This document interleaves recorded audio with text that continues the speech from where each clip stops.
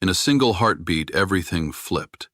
A school bully thought he could flex his power, but when he targeted Aisha Williams, he had no idea who he was dealing with. 10 seconds later, his world turned upside down, and the lesson he learned stunned everyone watching. The hallways of Lincoln High buzzed with the usual chaos that came with the end of third period. Students poured out of classrooms, their voices overlapping in a noisy wave. Amid the crowd, Jake Thompson moved with purpose. At 16, he stood taller than most of his peers, his broad shoulders and loud laugh making him hard to miss. He wasn't alone. Mike and Tyler, his two constant shadows, followed close behind, ready to back up whatever he said or did. Jake had a reputation at Lincoln High, one he'd built over months of pushing around anyone who didn't push back. That day, his eyes landed on someone new. Aisha Williams had only been at the school for a week. She kept her head down most of the time, not because she was shy, but because she didn't see the point in drawing attention. She was taller than average, with her hair neatly braided, and she carried herself with a quiet confidence that didn't scream for notice. That morning she was at her locker, swapping out books for her next class. When Jake spotted her, he nudged Mike with his elbow and tilted his head in her direction. "Check her out," he said, his voice loud enough to carry.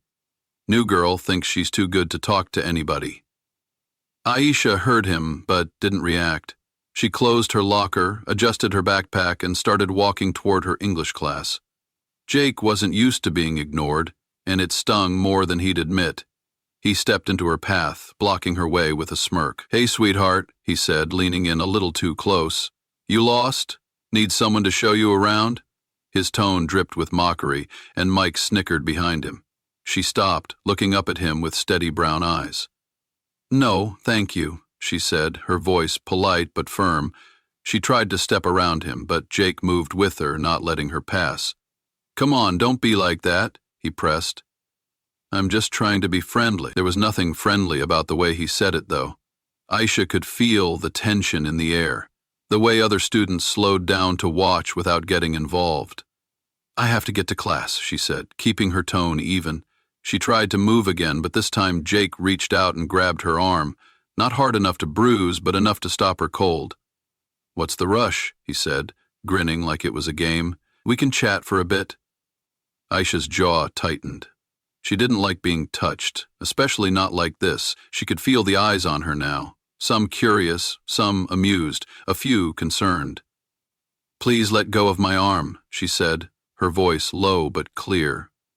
Jake laughed, a harsh sound that bounced off the lockers. "Or what, you gonna cry?" The bell rang then, cutting through the moment. Students scattered, hurrying to their classes, and Jake's grip loosened as he glanced around. He didn't want a teacher catching him in the act. "Whatever," he muttered, letting go of her arm. "You're not worth my time anyway."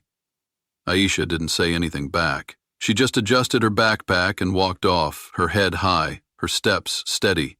Inside, though, her pulse was racing. She didn't like how he'd made her feel, cornered, singled out. She told herself to let it go, to avoid him if she could, but a small part of her wondered if that would even be possible. Later that day, Aisha sat in English class, trying to focus on the lesson. Mrs. Peterson was talking about Shakespeare, something Aisha usually enjoyed, but her mind kept drifting back to the hallway. She didn't get why Jake had zeroed in on her. Was it because she was new? Because she didn't play along with his nonsense? Or maybe because she was one of the few black kids at Lincoln High, and he thought that made her an easy target? She wasn't sure, but it didn't sit right. Sarah, the girl sitting next to her, leaned over and whispered, "Hey, are you okay? I saw what happened with Jake earlier." Sarah had been friendly since Aisha started at the school, and they'd struck up a casual bond. Aisha nodded. "Yeah, I'm fine. He's just a jerk." Sarah frowned, keeping her voice low. "You should be careful. Jake's been known to pick on people, especially if he thinks they won't fight back." Aisha gave her a small smile.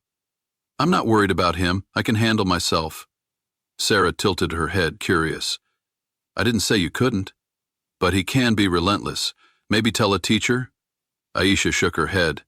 "I don't want to make it a big thing. I'll deal with it if I have to." Sarah didn't push, just shrugged. Okay, but if you need help, let me know. Aisha appreciated it. Thanks, she said, and turned her attention back to the lesson. As Mrs. Peterson droned on about iambic pentameter, Aisha's thoughts wandered to her past. She'd moved to this town a few months ago when her dad got a job at a security firm nearby. He was a military vet, tough but fair, and he'd raised her with a certain mindset. Growing up, she'd spent time on bases where he'd been stationed, and he'd made sure she knew how to take care of herself. From the time she was little, he'd taught her self-defense. Karate at first, then some judo and a bit of boxing. It wasn't about fighting, he always said. It was about being ready. Don't engage with trouble if you can avoid it, he'd told her, more times than she could count. But if it comes to you, know how to shut it down. She'd taken that to heart. Back at her old school, she'd once stepped in when a kid was getting hassled by an older boy. She didn't have to throw a punch, just stood her ground, spoke up, and the guy backed off. She hoped it'd be that simple here, but Jake didn't strike her as someone who'd walk away easily. Still, she wasn't scared. She just didn't want the hassle. By the time lunch rolled around, Aisha was ready to put the morning behind her. She grabbed a sandwich and a water bottle from the cafeteria line and headed to a table where Sarah was sitting with another girl, Mia. Mia was chatty, always asking questions, and she didn't waste time. So, how are you finding Lincoln High so far? She asked as Aisha sat down. It's okay, Aisha said, unwrapping her sandwich. Still figuring things out. Mia nodded. Yeah, it's a lot at first. Just watch out for certain people. She flicked her eyes across the room, and Aisha followed her gaze. Jake was at a table with Mike and Tyler, laughing too loud, waving his hands like he was telling some big story. Aisha looked away, focusing on her food. She was mid-bite when Sarah said, He's such an idiot. Aisha didn't need to ask who she meant. Yeah, she agreed. Mia jumped in. Did something happen with him?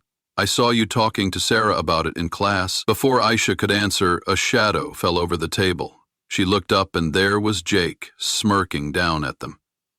Talking about me, ladies, he said, his voice thick with sarcasm.